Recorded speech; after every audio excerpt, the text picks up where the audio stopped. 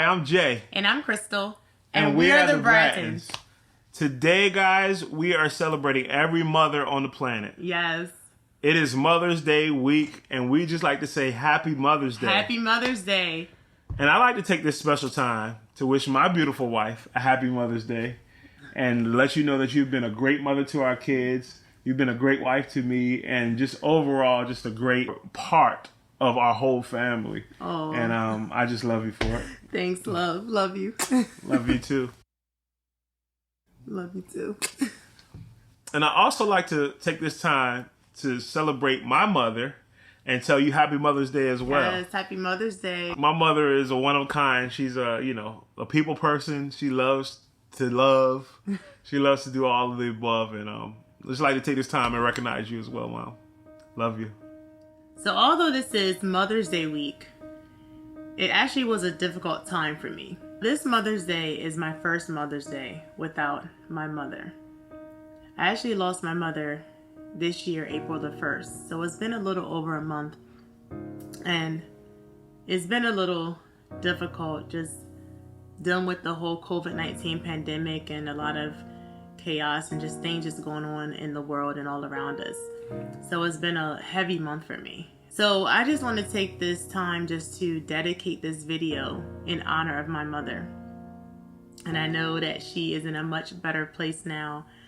And Mom, I know you are looking down upon me and smiling down upon me. And I just want to say that I love you and I miss you. And you are so dear to my heart and in my mind and in my memories and in my spirit. And I will forever carry out your legacy. I love you, Mom. I love you. I know that I'm not the only one that's dealing with grief during this time, and there's a lot of people that have lost loved ones, and whether it be due to the COVID-19 pandemic or whether it be due to natural causes or illnesses or diseases, grief is a serious thing, and if you don't deal with it appropriately, it can lead into a negative road. So I just kind of want to talk about things that I'm doing to cope with my loss of my mother and things that I had to go through and deal with just with the whole pandemic. Mm-hmm. So everything started when I went down to see my mom the weekend prior to her death, just to help her out around the house, to spend some time with her. And some things that occurred during that weekend that was really alarming and traumatizing. Things I had to deal with, and because of that I had pretty much no sleep. I did not get a lot of sleep that weekend. The next day, that Monday evening, we got a phone call saying that my mom's respirations and breathing was decreasing, and at this point she was now at the hospice center. So my mind was pretty much all over the place from getting the call from the day before, talking to my mom and fine, and then the next day her breathing's changed. So we had to gather up our family and pack up everything. I had to make a lot of phone calls with the other family members because we were all traveling from different states. So everyone had to kind of get to the destination. So we're rushing, trying to gather everything, not knowing how long she's gonna have, which was just it's just an experience, right? To have a feeling like that, and you're trying to, like, your whole mindset is off because, like, okay, what do I pack? What do I put in there? And you're not thinking right, and it was just an experience during that time, and then you're just like praying that you're gonna get there before anything else happens, just to be there with your mother. So we got in the car and got on the road, trying to get to my mom as soon as we can. We had flashers on and everything, trying to get there because we didn't know how much longer she's gonna have. And so we actually got stopped. Right, we actually got stopped by the cops. Cops stopped us. We're in a global emergency. We're in COVID-19, and we're in another type of emergency. So they came up to the window. We were just like, man, listen, we just got a call. We're in the process of possibly losing our mother. So we just need to really get down here. Right. She's in hospice right now as we speak, and we just kind of had to let them know, hey, listen, this ain't the time. We kind of got to keep moving. And they were cool. They let us go. They were like, we're sorry to hear that. And they just kind of let us go on our way. But thank God for that. That was a smooth Right. transition, and they allowed us to keep moving. Yes. Yeah. Yes, that was a blessing. So by the time we got there, of course, because of the whole pandemic, there were so many rules going on at the hospice facility. And of course, they were allowing no children at all. So I had to pretty much leave. I had to leave her at the hospice. Right. I had to drive my kids 30 minutes to my mom's, and I drove 30 minutes back. So that was a whole hour. Wasn't able to be there with my wife because of the pandemic, because of COVID-19. There was so many other rules that happened. Well, first of all, when you got in there, it was just a whole search, a whole full sign-in search, whole bunch of questions, top to bottom. I'm just trying to get to my mom. Like, can I just get to my mom? And they're like, well, we gotta ask you these questions. We gotta. So which is understood. It was because of what's going understood, on but here. the situation where I was mentally, it was just like I didn't care about no questions. I just wanted to get to my mom. So it was just not a good feeling during the time. And then it was like rules where only one person could like go up at a time. Right. And it was just a lot. So when I finally got up to see my mom, she was just in a non-responsive state. She said like a couple words, and after that, there was nothing after that. She was just staring off. And when I seen her, it was like I did not get emotional. God had just gave me like a sense of peace. Just a peace just kind of came into the room and just into my spirit. And it's a peace that I can't even explain.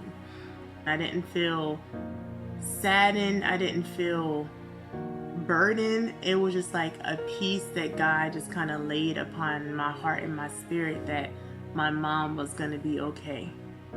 Whatever the result of what God had for her, that it was going to be okay. And he just gave me this peace even when I was looking at her, and I just knew it was going to be okay. That was just a lot that day, and I just kind of watched her gradually just kind of like go through the signs from eyes open to now your eyes are being shut. And they say that the last thing that goes is your hearing. So I was just kind of there with her, just watching the process of her life just going down, which was hard for a daughter to kind of see and experience, but I didn't want to leave her, so I ended up just staying the night with her, just to be with her and just to spend time to be by her side, to let her know that I'm there.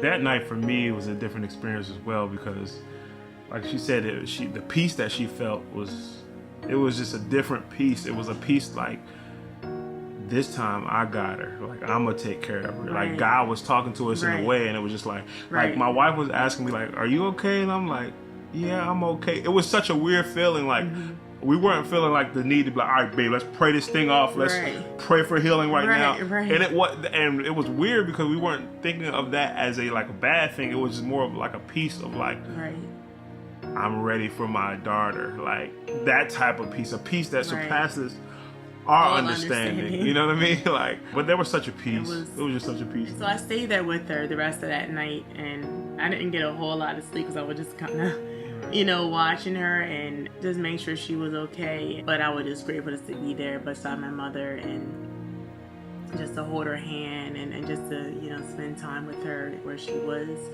So I came back that evening after the family members had visited my mom and just spent some more time with her. I just sung songs over her, and I did her hair and things like just to spend some time and just sitting with her. So it was just nice. And still this day, it still was like a peace. Like, God still gave me peace, even as I was seeing her respirations were like kind of like fluctuating up and down, and her heart rate was like increasing and things just going on, and just seeing her in that state. I just still had this peace about everything.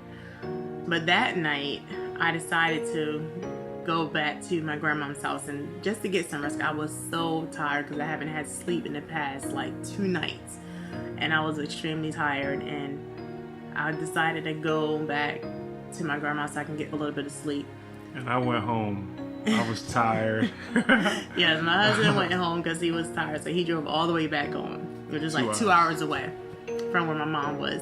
By the time I got to my grandma's house, it was like, I don't know, maybe like around 12:30ish or something like that. And as soon as I got to sleep, got a phone call at like 2:45 in the morning from the hospice center to let me know that my mom had passed and she did not make it.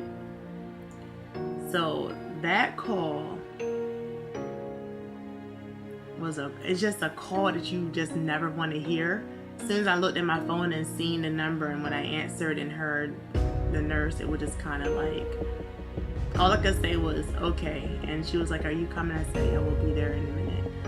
And I just hung up, and still, God still gave me this peace, guys. Like, I didn't shed a tear. I didn't it was just like, okay, God's got her. God's got her, and she's in a much better place, and she's no longer suffering. She's no longer in pain, and she's now able to smile and be free. And I think what also gave me a lot of sense of peace is my mom, just through everything that she's been through in life, which she's been through a whole lot with her health and her physical body. And she has just been like the strongest person that I know, just the strongest person that I know. And her faith was so strong, even up until death.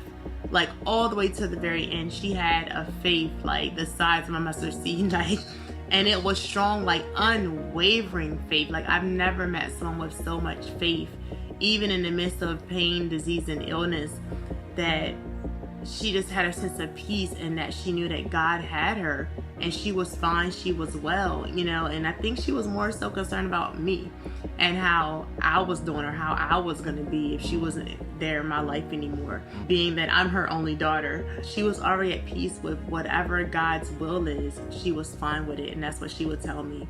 She knew where she was going. Yes. She knew what her leaving this earth meant for her. Right.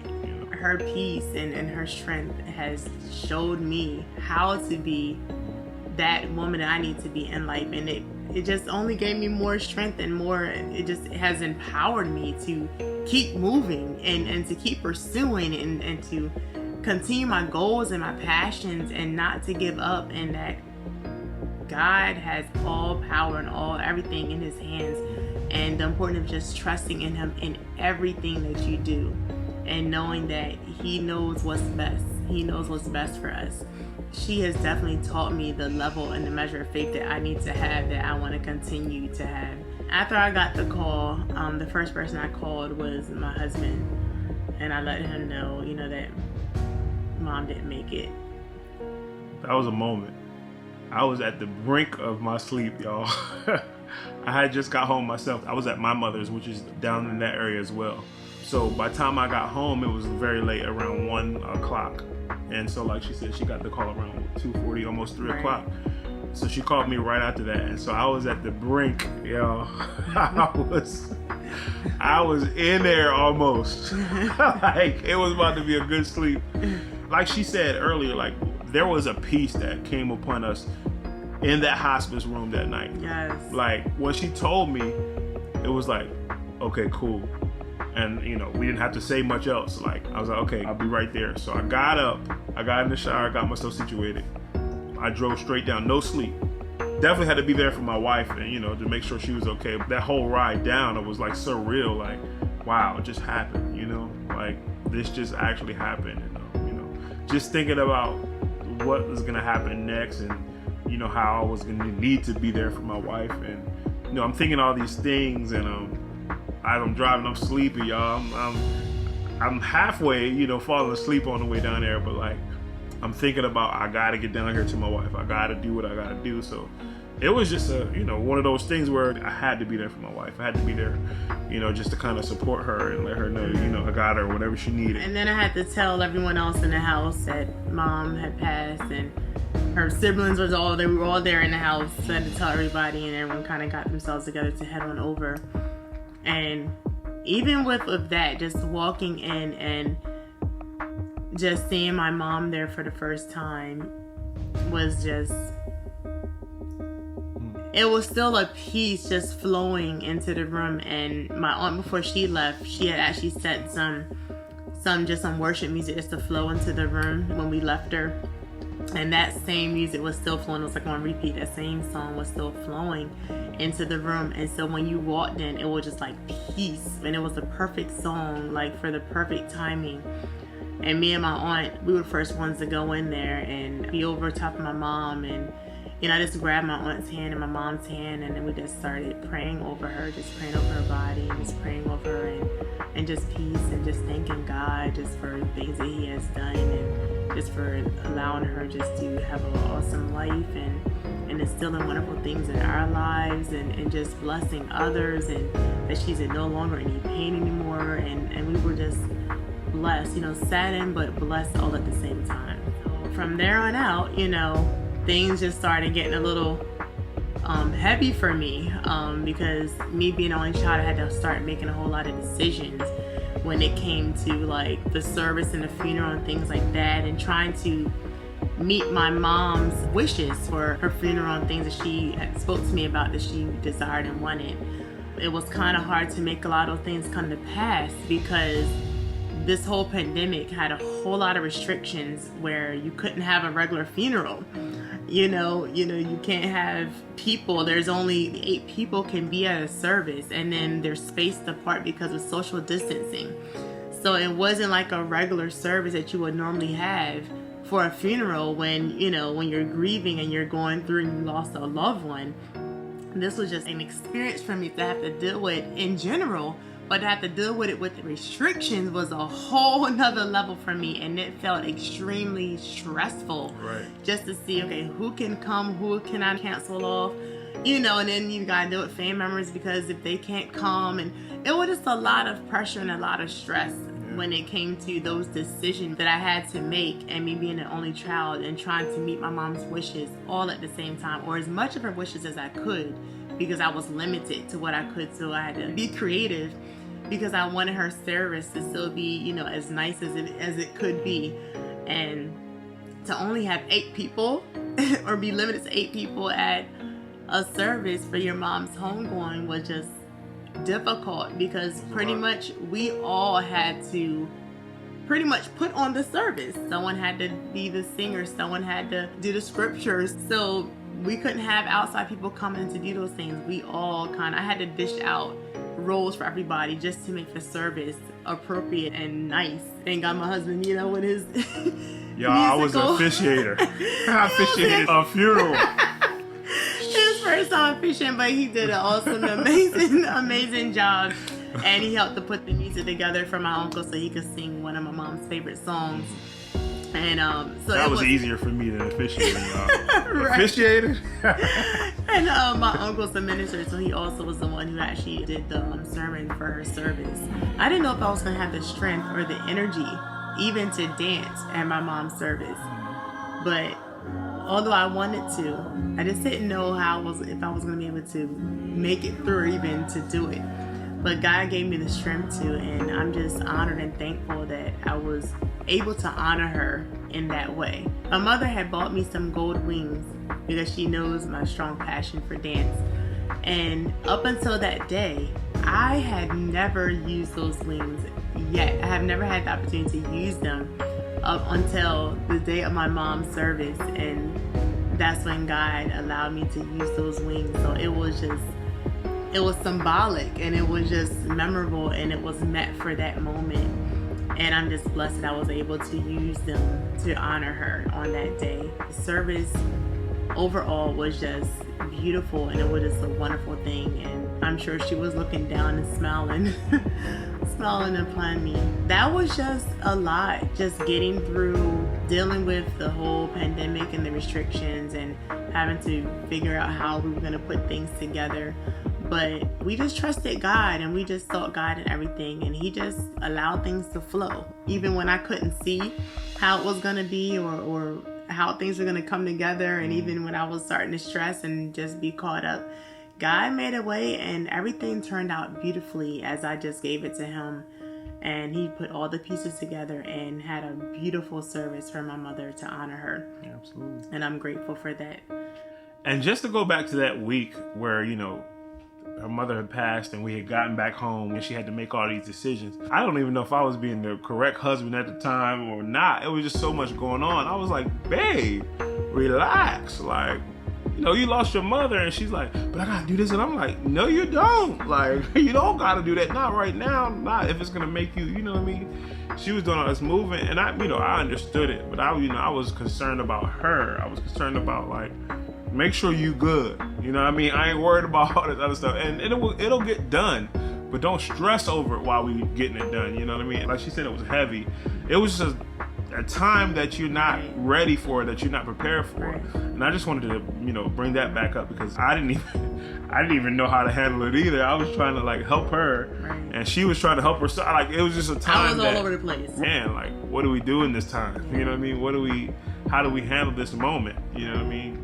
And, it was handled well. I think that we, got through it very well.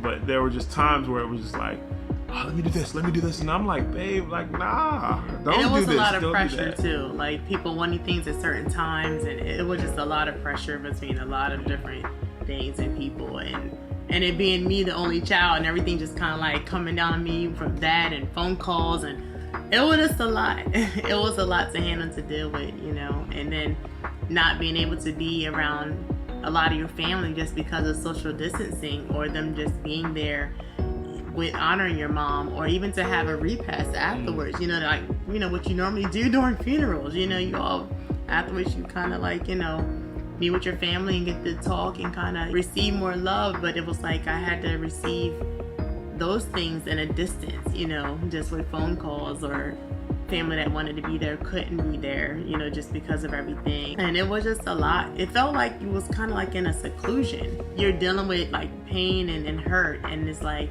the only people you really have that you can really receive comfort from is your husband and your immediate family, because everyone else, it's like a social distancing. They're restricted to even to give you a hug or to embrace you in a way that you may need or want, or just to feel that comfort from people.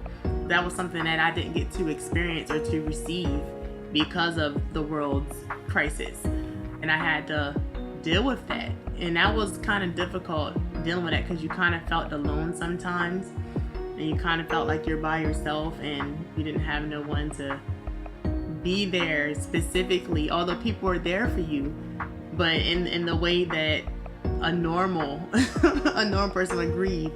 I didn't get that, and because I was so busy trying to do everything, I really didn't have the time to sit to kind of self-reflect, or it was like I was still kind of in my busyness, having to do things, got responsibilities. I'm a mother too, so it's just a lot to handle and to deal with. I'm really just now starting the grieving process after a whole month of just finally starting to, like, settle, to kind of like process everything that has happened. Because when things like that first happen, it feels surreal. Like, it doesn't feel real. It doesn't feel like it's happening. You feel like you're in a dream, and like someone can pinch you and you can wake up any minute.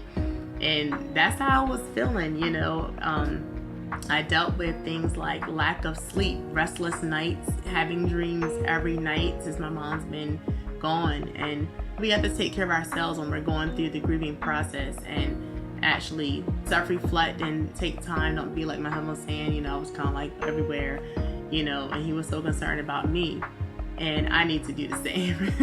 Be concerned about me instead of me being concerned about everybody else, and making sure that everybody else is fine, and leaving me kind of on the side, which I tend to do a lot. Don't take grief lightly.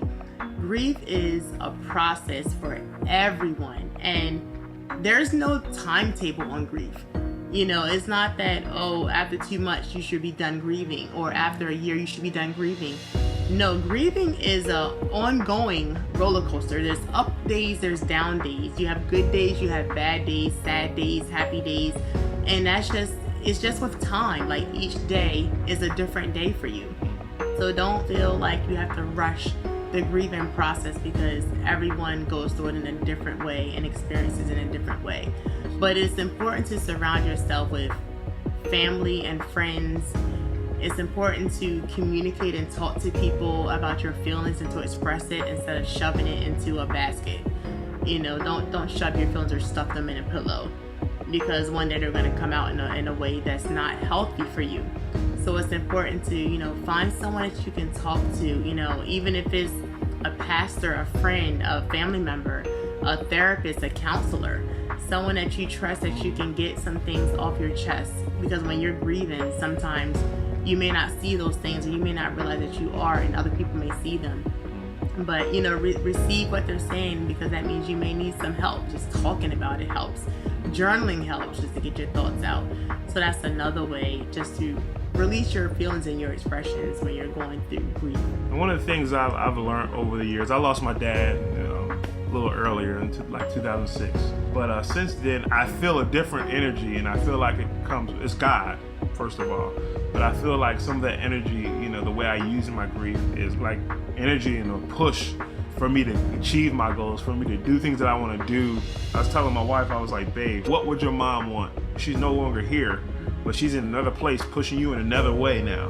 Right. You know what I mean? So what would she want? She would want you to achieve your goals. She would want you to move forward into things, and leave a legacy. Yes. The many, qualities she's left on this earth, we now have to continue it. And that's one of the things that, anybody that knows me and knows my father, I feel that energy from him all the time.